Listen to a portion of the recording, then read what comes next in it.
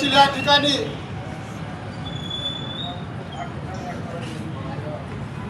हा जो दलित समाजाचा आक्रोश दिसतोय हा आमच्या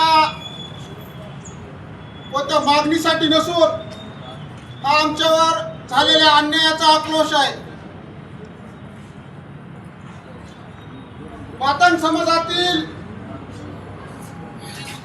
नाबालिग मुलगी आज तिच्या हुशारीने आणि स्पर्धा परीक्षेच्या माध्यमातून नवोदय सारख्या परीक्षा पास करून तिने लातूर सारख्या नवोदय महाविद्यालयामध्ये प्रवेश घेतला होता।